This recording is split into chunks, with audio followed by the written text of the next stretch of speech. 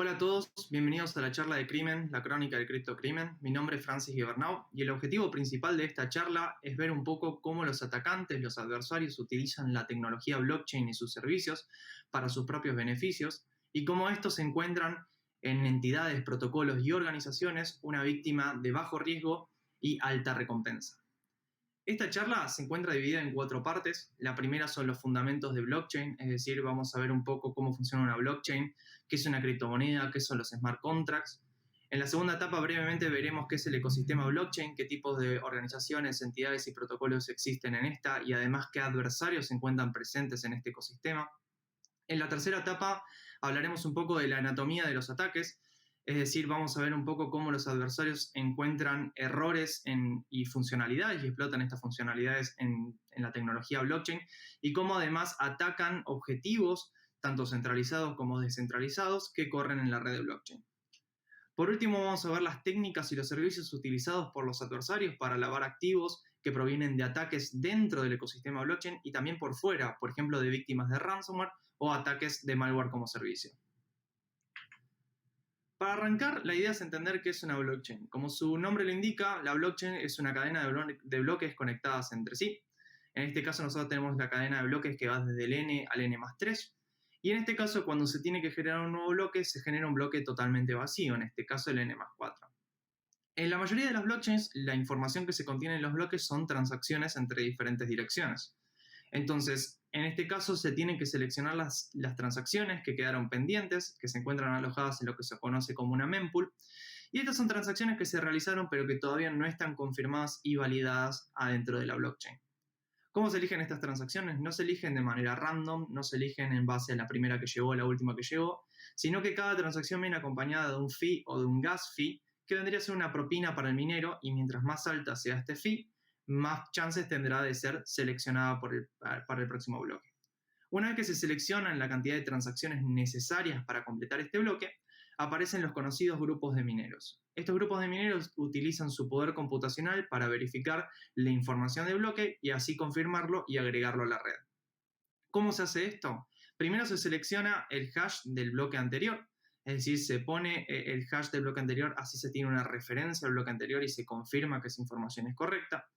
Una vez que se hace esto, con la información del bloque, se busca un nonce, que es un número que se utiliza una sola vez para completar un acertijo criptográfico. Este acertijo criptográfico varía de blockchain en blockchain, tiene cierta dificultad y muchas veces lo que requiere es que el minero utilice su poder computacional para llegar a un hash que cumple con una determinada cualidad, por ejemplo, que tenga 5 ceros al inicio. Una vez que se encuentra este número, este nonce, que solamente utilizándolo con el resto de la información llega a este hash, a esta solución, este bloque se comunica al resto de la blockchain y el minero obtiene la recompensa de ese bloque. Entonces, de esta manera, el bloque se confirma y se le hace un append al final de la blockchain. Y así se prosigue el proceso del siguiente bloque.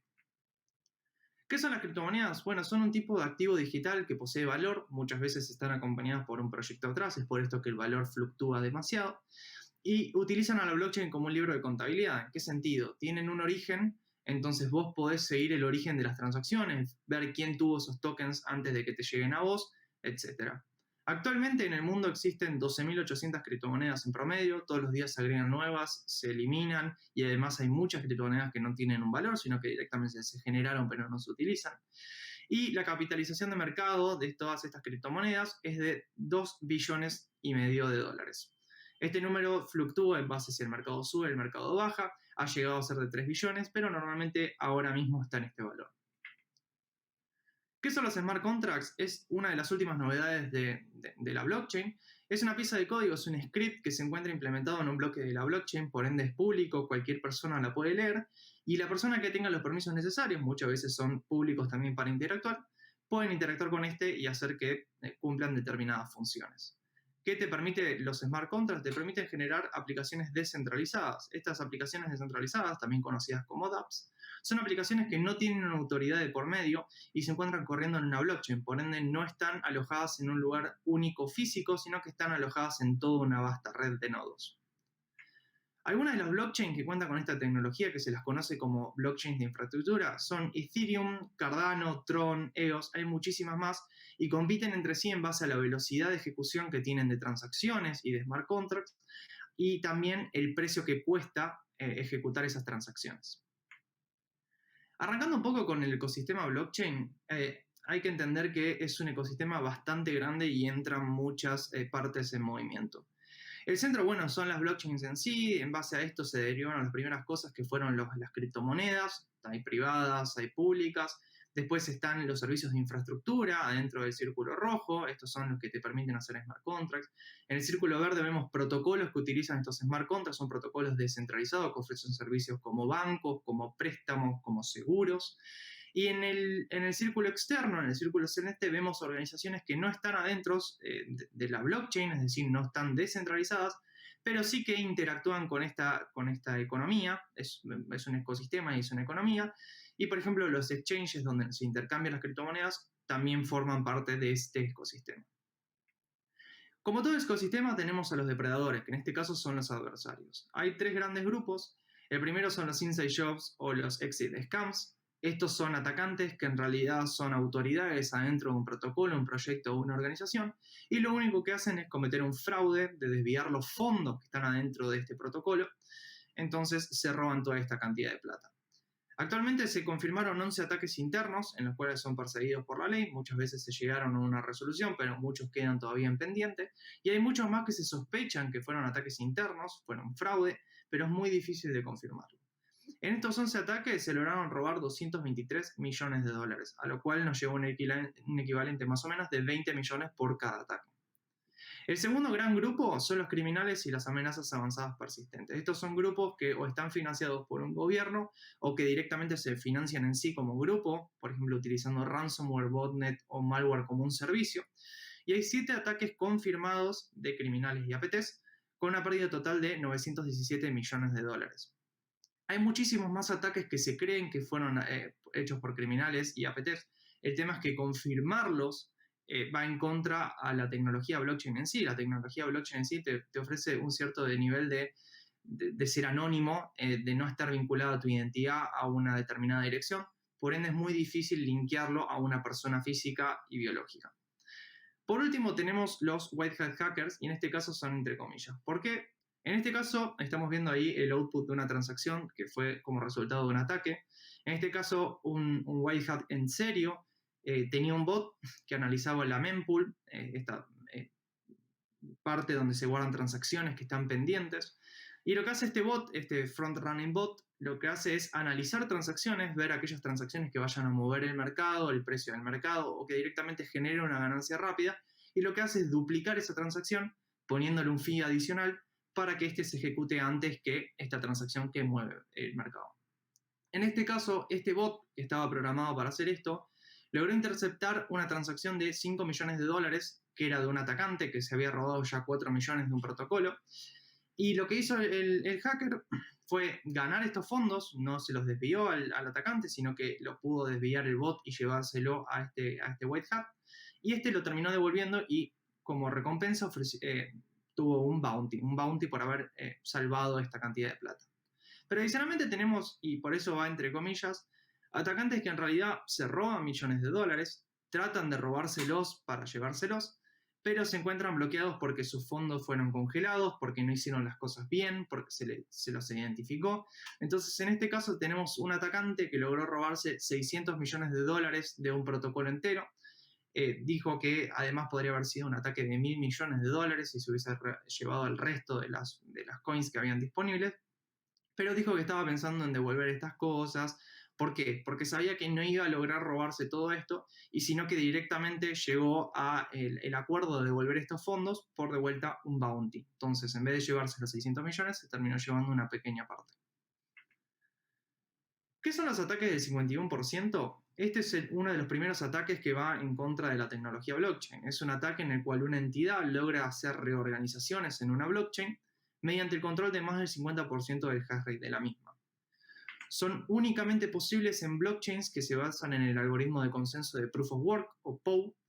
Pero, ¿qué son estos dos términos, ¿no? ¿Qué es un algoritmo de consenso de Proof of Work y qué es un hash rate?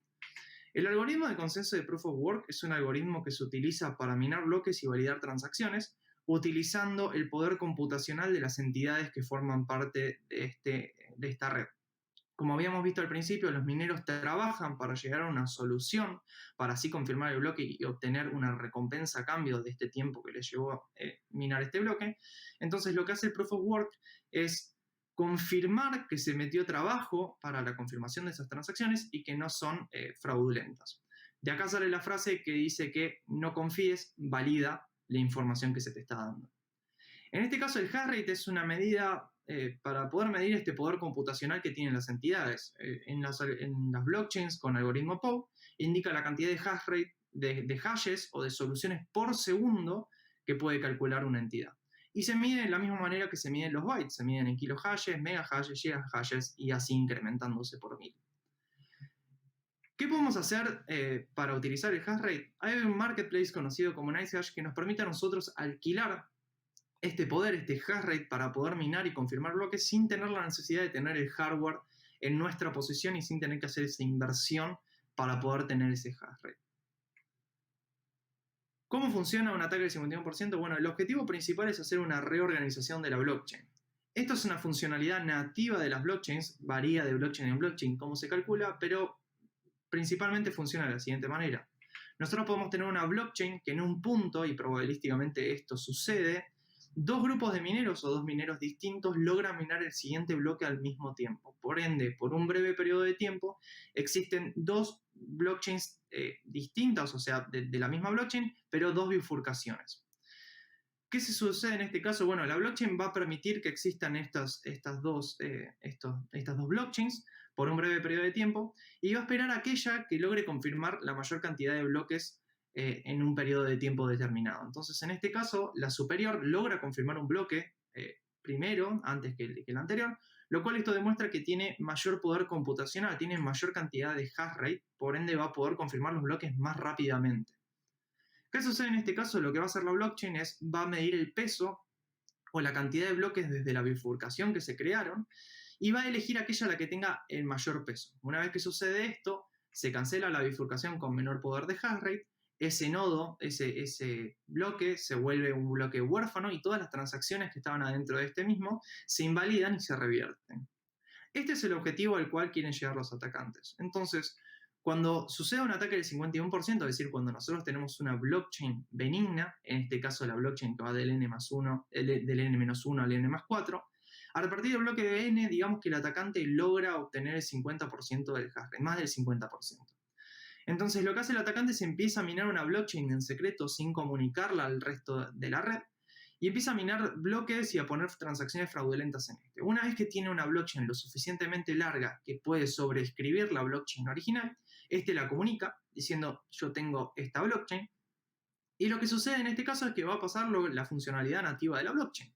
Va a elegir aquella que tenga mayor peso y por ende va a invalidar a la que tiene menor peso. Entonces, cuando sucede esto, bueno, todas estas transacciones se revierten y el atacante tiene su blockchain en público y es la que está en ejecución. ¿Para qué realiza esto? Puede realizar esto para hacer lo que se llama un double spending. Un double spending funciona como que el atacante hace una transacción y en otro bloque revierte esa transacción y vuelve a obtener los fondos, lo que le permite volver a utilizarlo la cantidad de veces que éste crea necesario. ¿Qué cosas no puede realizar un atacante con este tipo de ataque? Generar tokens o criptomonedas de la nada, es decir, utilizando funciones de la blockchain para generar tokens, esto no lo puede hacer. No puede robar fondos de otros usuarios, no puede modificar transacciones anteriores al punto en el cual tuvo el poder de hash rate, pero sí lo que puede hacer es impedir nuevas transacciones que se realicen. Una vez que suceden estos ataques se miden en dos cosas. La primera es el depth, es el número de bloques que se reemplazaron en la blockchain, y el length, que es el número de bloques que fueron agregados como reemplazo a la blockchain benigna. En un historial de los ataques del 51%, desde el origen de las blockchains, existieron 17 ataques del 51% en 10 blockchains distintas y por una pérdida total de 28 millones y medio de dólares. Si nosotros esto lo vamos a buscar en las blockchains que más lo sufrieron, son por ejemplo Ethereum Classic. Ethereum Classic es un fork de Ethereum que sufrió 4 ataques del 51%, 3 en un mismo mes, con pérdidas de 8 millones y medio de dólares. En el caso de Bitcoin Gold es un fork, es una modificación de la blockchain original de Bitcoin, sufrió 3 ataques por un costo de $18 millones. Haciendo un poco del análisis de Ethereum Classic, acá vemos el periodo de entre el 15 de julio de 2020 y el 15 de septiembre de 2020, y estamos viendo la gráfica del hash rate de Ethereum Classic que venía decreciendo a través del tiempo. Si nosotros fuéramos el atacante, queremos calcular la gráfica por encima, por el 51%, que vendría a ser la siguiente, y nosotros queremos estar por encima de esta línea para ver si es feasible llevar un ataque adelante. Entonces, si nosotros comparamos el hash rate que estaba disponible en este marketplace que mencioné anteriormente, NiceHash, vamos a ver que había muchísimo más hash rate disponible del necesario para llevar adelante un ataque del 51%. Entonces, todo lo que está entre estas dos líneas es donde a nosotros se nos permite realizar un ataque del 51%. Mientras más hash rate tenemos, mayor solidez va a tener el ataque que realicemos. Si nosotros vemos, bueno, los 3 ataques, el primero costó $5.600.000, el segundo $1.600.000 y el tercero no se sabe. El problema de no saberlo es que, bueno, claramente no sabemos cuánto double spending hubo, pero lo que sí sabemos es que el atacante logró reorganizar el doble de bloques que el primer ataque. Los costos que tuvieron que llevar adelante los atacantes para llevar estos ataques, en los primeros 2 fueron de aproximadamente $150.000 y en el tercer ataque tuvieron que poner $250.000 para llevar adelante el ataque. Si nosotros ahora tuviéramos que calcular, bueno, un ataque del 51% en diferentes blockchains, en este caso podemos comparar Bitcoin con Bitcoin Gold. Vemos que los algoritmos son distintos, es la forma en la que se calculan, el poder computacional que se necesita. Vemos que el hash rate de Bitcoin es bastante más superior que Bitcoin Gold, esto es por la cantidad de gente, la cantidad de mineros que están atrás del protocolo.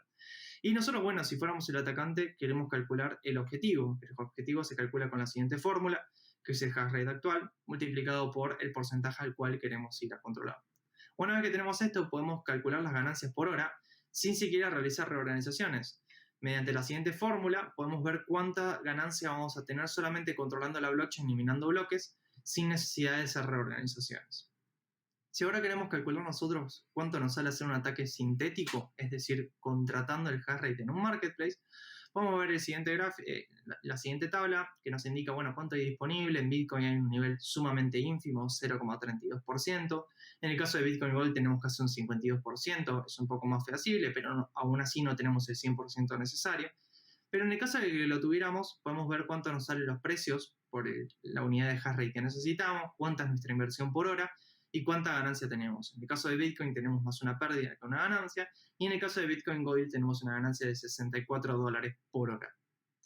Si nosotros quisiéramos hacer un ataque real, utilizando hardware propiamente dicho y físico, podemos ver que Bitcoin necesita un Antminer. Un Antminer es un circuito integrado de aplicación específica, es algo diseñado específicamente para minar Bitcoin, y en el caso de Bitcoin Gold se necesita una placa gráfica. Si nosotros calculamos, bueno, cuánto es el precio, cuánto hash rate tiene cada hardware, el consumo en watts, cuántas unidades necesitamos, podemos ver cuánta es la inversión y cuántos días nos llevaría a nosotros tener rentabilidad para poder tener una ganancia. Y en el caso de Bitcoin tendríamos que estar casi un año entero, mientras que Bitcoin Gold tendríamos que estar más de un año y medio. ¿Cómo se mitigan estos ataques? Esto es algo que se propuso hace un par de años, hay muchos blockchains que lo tienen en movimiento, que se llama el Proof of Stake. ¿Cómo funciona el Proof of Stake? En vez de haber mineros en el mundo, hay nodos validadores, hay personas que quieren validar transacciones. Estas personas están repartidas, tienen una determinada cantidad de tokens, de criptomonedas que quieren minar, que son guardadas en el protocolo, es decir, esas monedas se ponen en el protocolo y se resguardan, y mientras más monedas tengas vos en un staking, mayor porcentaje de selección vas a tener para validar el siguiente nodo. Entonces lo que va a hacer el protocolo en el siguiente nodo va a elegir probabilísticamente a la siguiente persona en base a cuántas probabilidades tiene y dónde se encuentra alojada, y en base a eso va a elegir el próximo nodo que valida. De esta manera, lo único que tiene que hacer el nodo validador es ver que las transacciones sean correctas, poner su firma y así recibe la recompensa de ese nodo, de ese bloque. ¿Cuál es una ventaja? Una ventaja del Proof of Work, por encima del Proof of Work, es la cantidad de energía que gasta.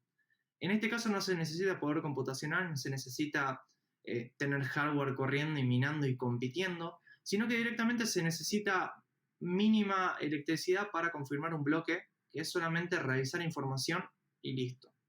De esta manera es por la cual se está interesando hacer las transiciones a Proof of Stake en la mayoría de las blockchains, porque además de esto hacen que el impacto climático de tener minerías de criptomonedas sea muchísimo menor y de esta manera, bueno, mejorar el medio ambiente. Otro tipo de ataques, ya saltando las blockchains, atacar a las blockchains como tecnología en sí, es atacar a los protocolos descentralizados. Las finanzas descentralizadas o DeFi son aplicaciones descentralizadas cuyo propósito es ofrecer servicios financieros. Actualmente existen aproximadamente 550 protocolos con un valor total de 221 mil millones de dólares. Algunas de las estadísticas es que se sufrieron 61 ataques desde el año pasado, es decir, la inserción de los protocolos DeFi como servicios fueron a partir del año pasado. Desde el año pasado al día de hoy hay 61 ataques registrados por pérdidas por 1.482 millones de dólares. Y podemos ver más o menos los vectores de ataque, es decir, cómo ingresan a esto. La gran mayoría, el 64%, va por un error en el protocolo. ¿Por qué es esto? Al estar los smart contracts públicos en la blockchain, cualquier persona los puede leer y auditar. Cualquier persona que entienda la lógica y el lenguaje de programación que se utiliza puede ver errores en la lógica y de esta manera puede atacar el protocolo y así llevarse una ganancia. Además de esto hay muchos problemas, hay pocas auditorías que se hacen en protocolos, hay muchos protocolos que son clones, es decir, se copian de otros protocolos, entonces cuando el otro protocolo soluciona una vulnerabilidad identificada, el otro no lo hace, por ende es susceptible a esa vulnerabilidad. Después tenemos los flash loans, que ahora lo vamos a ver, que son préstamos inmediatos. Tenemos los inside job, que ya lo vimos, que son estos ataques fraudulentos, es cometer fraude. Ataques de reentrada, es decir, corrompen la ejecución de un smart contract para así saltearse la lógica y llegar a un error.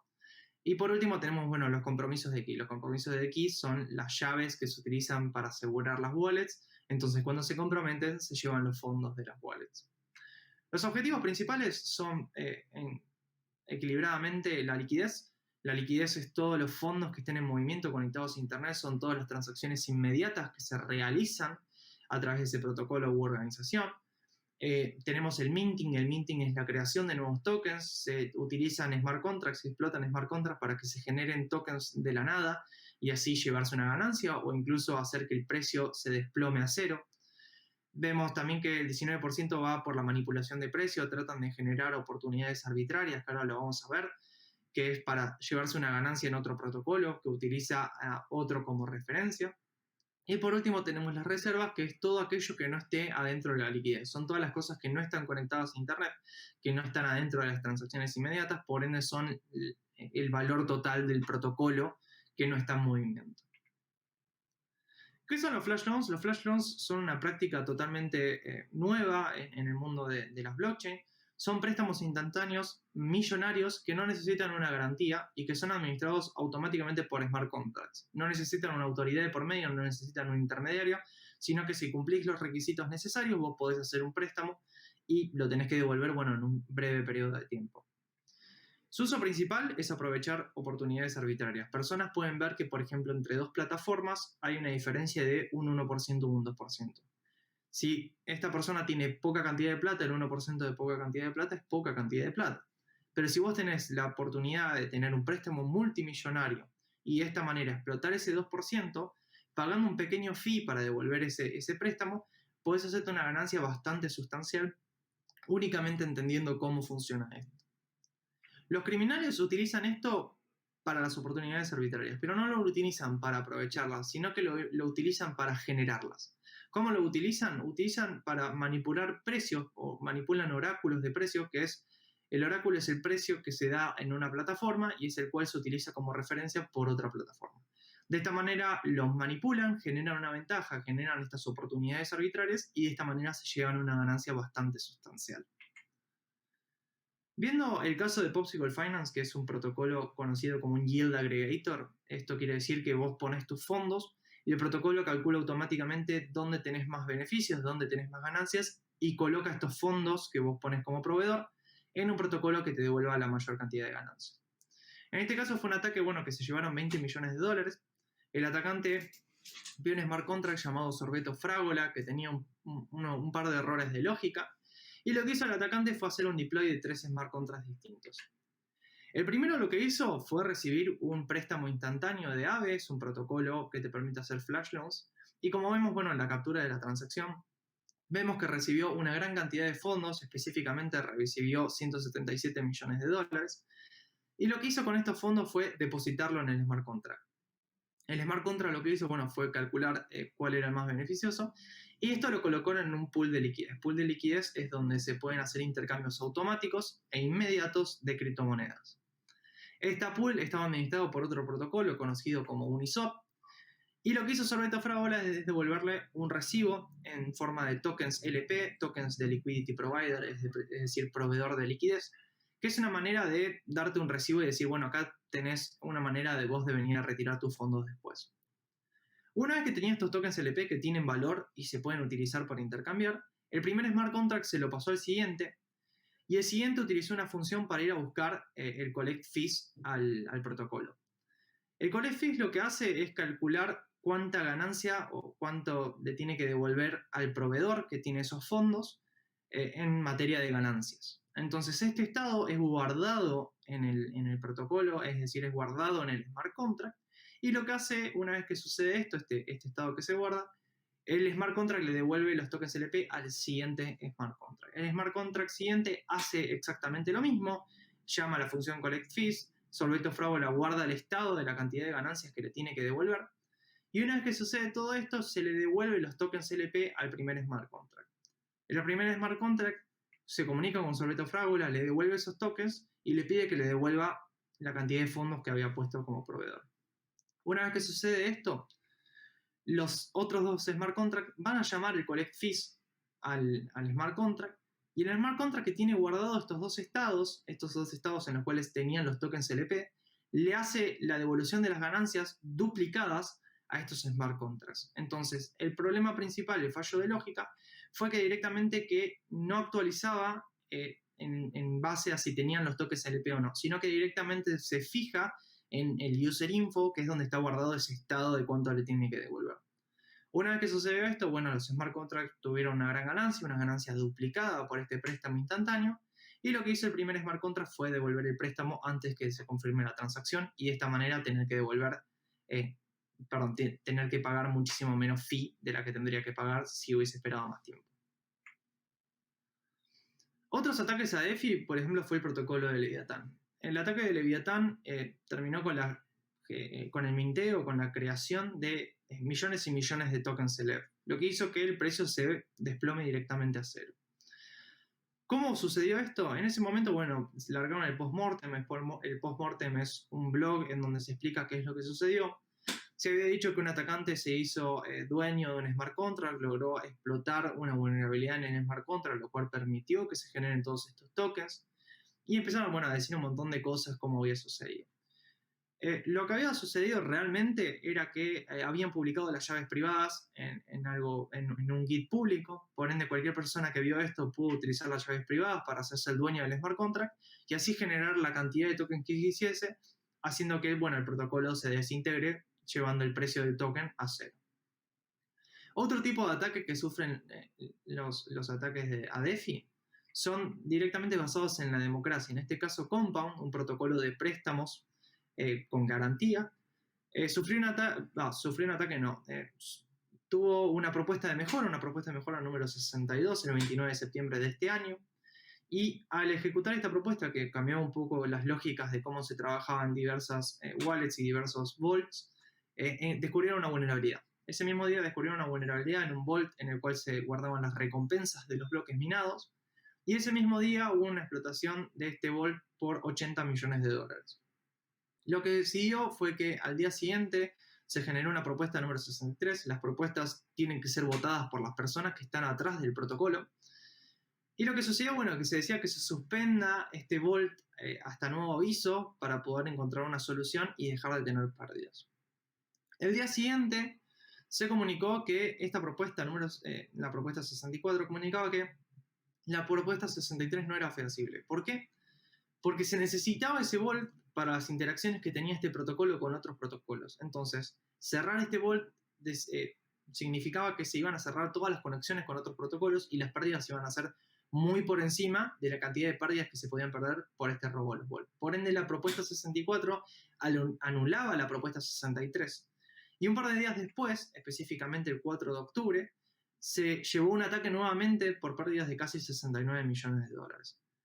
¿Qué significa todo esto? Con unas pérdidas globales de aproximadamente 140 millones de dólares, le llevó al protocolo la ejecución de la propuesta 64 10 días desde el descubrimiento de la vulnerabilidad. Es decir, le llevó 10 días desde la detección hasta la solución del mismo. En los ataques a DeFi se utilizan muchos servicios que son públicos, son benignos, pero los criminales encuentran una manera de explotarlos y utilizarlos para su propio beneficio. El primero, bueno, son los flash loans, que ya los vimos, son estos protocolos que te permiten recibir un préstamo inmediato sin garantía multimillonario y lo puedes utilizar para esto, para generar oportunidades arbitrarias.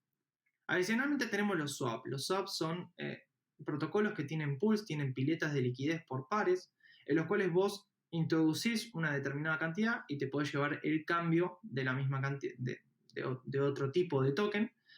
Y esto es algo instantáneo, sucede instantáneamente, por ende son mejores que los exchanges que tenés que esperar a que otra persona esté dispuesta a vender o a comprar lo que vos estás buscando.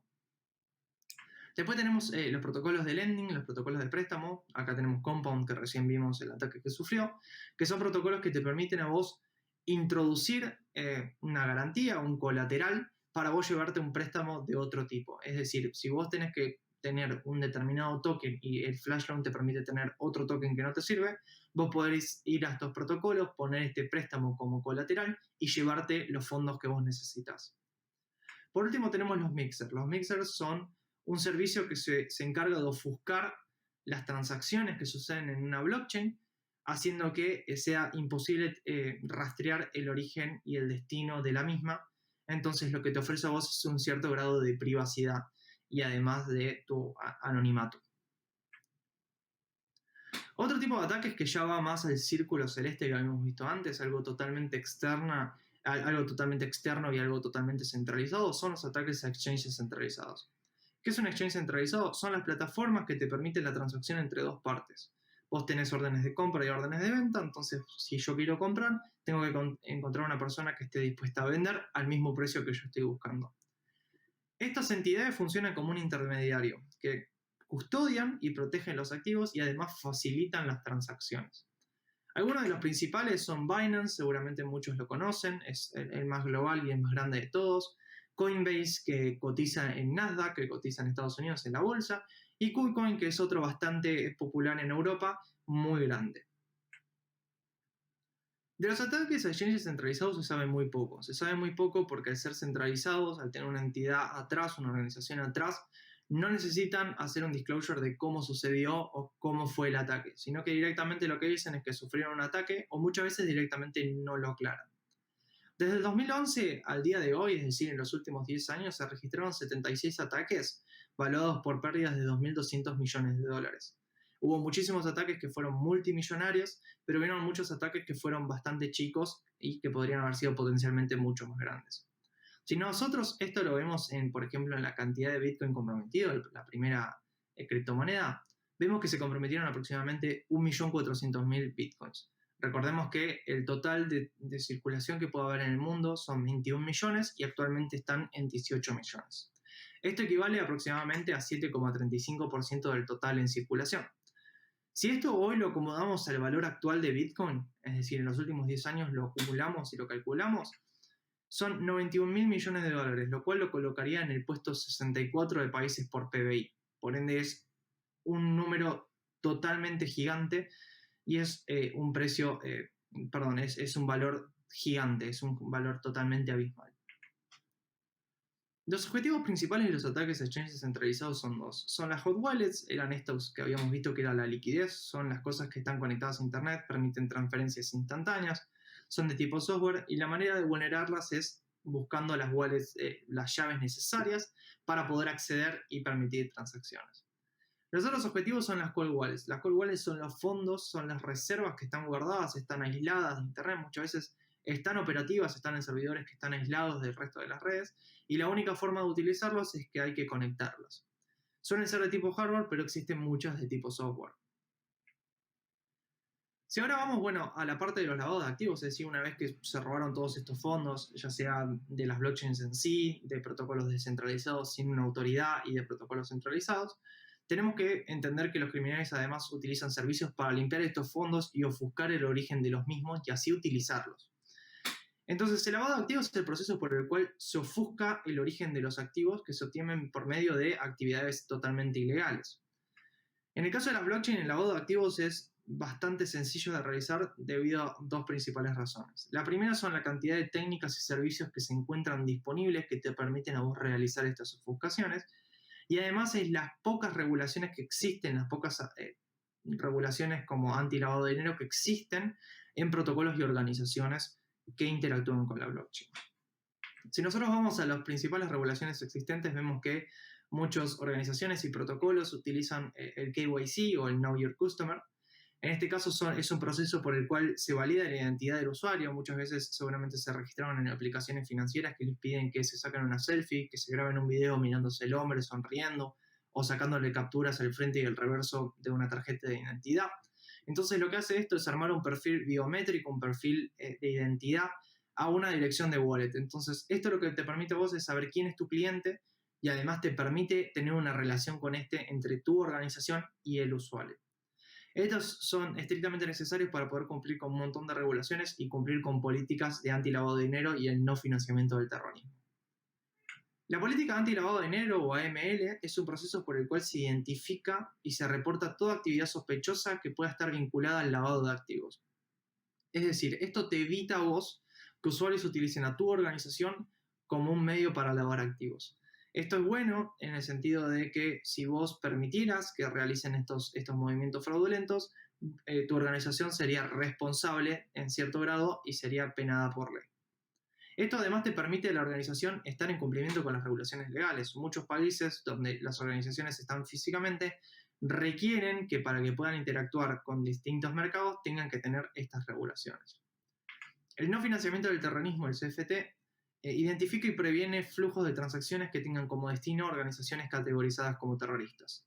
Se implementa muy en conjunto con las políticas de anti-lavado de dinero y en determinados países hay muchísima más presión para tener esta regulación que por encima de otros. Una de las primeras técnicas y la más simple para llevar adelante el ataque del lavado de activos son las peeling chains.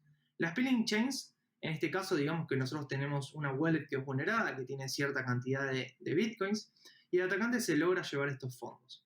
Lo que hace el atacante a partir de este momento y tratar de evitar que el análisis sea fácil, rápido y así le da tiempo y margen de tiempo para poder utilizar otras técnicas para ofuscar más así el origen de los fondos y poder utilizarlos, es despedazar el total de tokens que este tiene en múltiples wallets, transfiriendo la mayor parte a otra wallet y transfiriendo un pequeño porcentaje a una entidad u organización de manera para centralizar estos fondos. Entonces lo que hace el atacante es repite estos pasos la cantidad de veces que sea necesario para poder despedazar en la mayor cantidad de partes posibles los fondos que fueron robados, y una vez que todos los fondos están de alguna forma despedazados pero en la misma entidad, se redirigen a una wallet externa, una wallet que no tuve contacto con las wallets que están categorizadas como maliciosas, y de esta manera el atacante gana tiempo y se puede llevar estos fondos a otros servicios. ¿Por qué es esto? Porque la entidad a la cual interactúa el atacante no tiene la obligación de ayudar con el análisis y muchas veces es una burocracia, le lleva tiempo poder analizar y encontrar estas transacciones.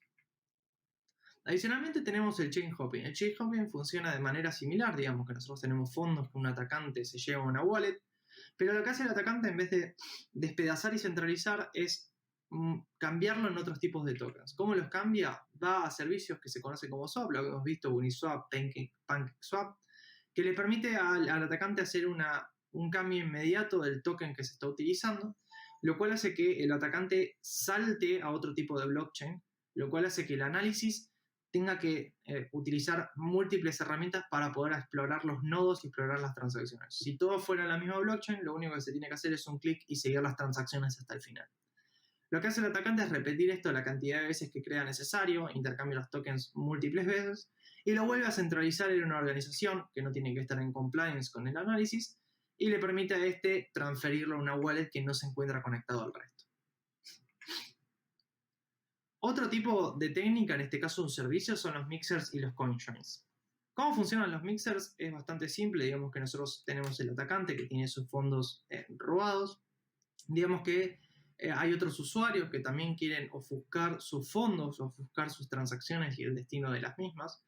Entonces lo que interactúan es con un proxy, en este caso el proxy de Tornado, que lo que hace es recibir una determinada cantidad de tokens que está previamente especificada. En este caso, por ejemplo, puede ser un Ether, y se hace una transacción a este proxy, se le da esta cantidad de fondos, y estos fondos se despedazan en partes más pequeñas. En este caso, por representación gráfica, se dividen en dos, pero se pueden dividir en muchísimos más. Lo que hace el proxy de Tornado es mezclar estas transacciones, mezcla los fondos y los redirige a los usuarios de manera random. Entonces, de esta manera, vos podés tener tus fondos que provienen de otros usuarios y tus fondos que están sucios no se te vinculan directamente con vos, sino que se vinculan con otros usuarios. Los CoinJoins son sumamente similares, funcionan de la misma manera, pero en vez de haber un despiece de los tokens que se tienen, lo único que se hace es redirigir las transacciones a otros usuarios por la misma cantidad. Entonces, de esta manera, tus fondos que pueden estar sucios los va a tener otro usuario que perfectamente puede decir: mira, yo no sé de dónde vienen los fondos, yo lo único que quería era ofuscar mis transacciones. Otro tipo de técnica que se puede utilizar son los servicios de las privacy coins. Son un tipo de blockchain que se especializan en agregar una capa adicional de privacidad. Vos tenés el anonimato en las transacciones, o sea, vos tenés una wallet pero no tenés tu identidad vinculada a esa wallet, pero en este caso se ofusca mayor información, se ofusca las transacciones, las direcciones y las identidades de los usuarios. Algunas de las privacy coins más conocidas son las siguientes. Monero es muy conocida, la utilizan muchos grupos de atacantes que tienen ransomware y piden un rescate. Entonces, lo que sucede es que les piden un rescate en Monero y esta es difícil de rastrear. ¿Cuál es el objetivo principal de utilizar Monero para los atacantes? Además de tener múltiples funcionalidades, Monero ofrece los stealth address, es la protección del destinatario. Digamos que nosotros tenemos a la víctima de ransomware que se le pide generar una transacción para poder desbloquear sus archivos. Entonces, esta genera una transacción. Esta transacción le requiere al atacante que le pase sus llaves públicas e información random para generar una llave custom pública. Y esta llave custom se utiliza para cifrar esta transacción. Una vez que se tiene esto, la llave custom es el stealth address, es una manera única de cifrar una transacción. La transacción se comunica a la red y se suelta en la red.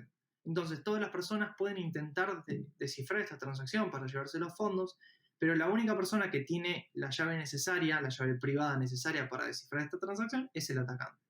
Entonces, lo que hace el atacante es ir a buscar con su propia llave privada de búsqueda a la red aquella transacción que sea dirigida para él, y esto utiliza la creación de una llave custom privada para poder descifrarla y llevarse los fondos. De esta manera, la transacción nunca está vinculada con la wallet, sino que existe en la red, y el siguiente movimiento deja de existir.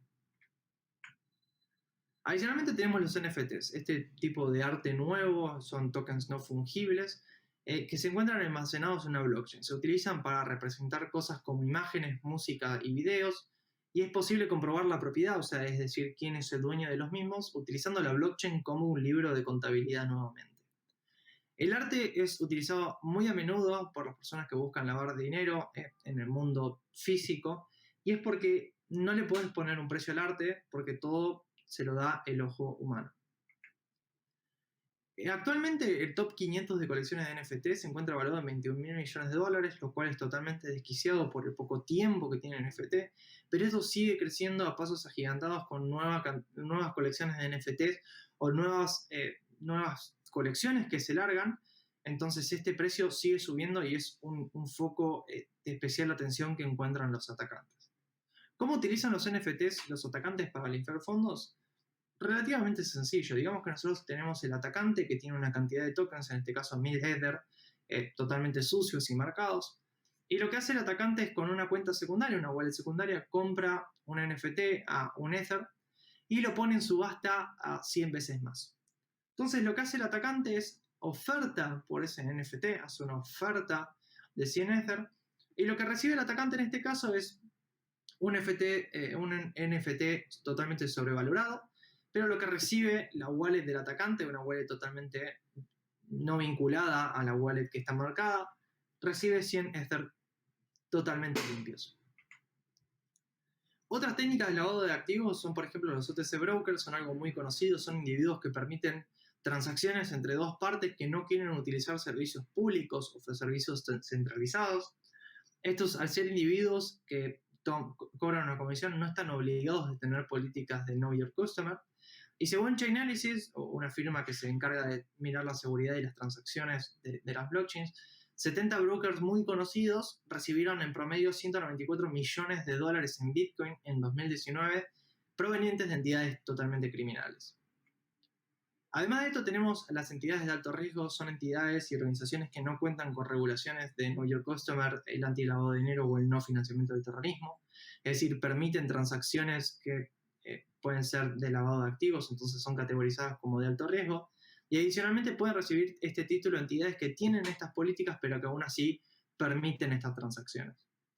Por último, tenemos los juegos de apuestas. Los casinos virtuales son algo muy utilizado hoy en día por personas que tienen fondos pero que no quieren ser identificados, entonces utilizan esto para mantener un anonimato y aún así tener el ocio.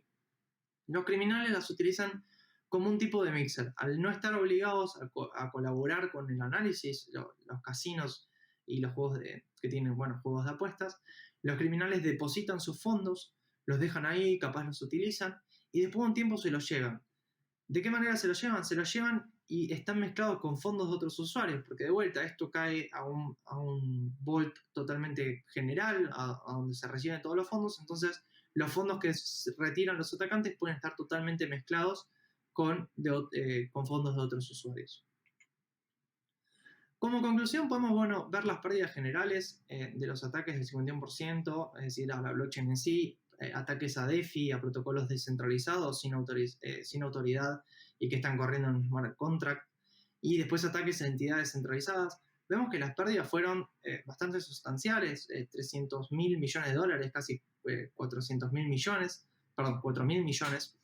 Y vemos que estas pérdidas fueron solamente de 154 ataques. Es decir, en los últimos 10 años, 154 ataques le costaron al público aproximadamente 4 mil millones de dólares. Esto es algo que va a seguir sucediendo. La blockchain sigue avanzando, es una tecnología sumamente novedosa que tiene varias cosas por ofrecer. Los NFTs, los préstamos instantáneos, los servicios totalmente descentralizados son algo sumamente bueno para los consumidores. De alguna manera son descentralizados y permiten los intercambios muchísimo más ágiles. Pero al seguir creciendo, los adversarios siguen encontrando un interés en estos objetivos de bajo riesgo y alta recompensa. Entonces esto es algo que se espera que siga sucediendo. Adicionalmente a esto, no vimos los ataques, por ejemplo, a individuos. Esto es algo muy difícil de calcular porque no muchos se reportan. Los individuos son víctimas de phishing, que buscan sus wallets, sus keys para robarse estos fondos, o directamente son víctimas de fraudes en los cuales se les hacen transacciones y esas transacciones se desvían. Es algo muy difícil de calcular, muy difícil de medir, porque de vuelta, muchas veces no se reportan o directamente se reportan, pero se reportan de una mala manera.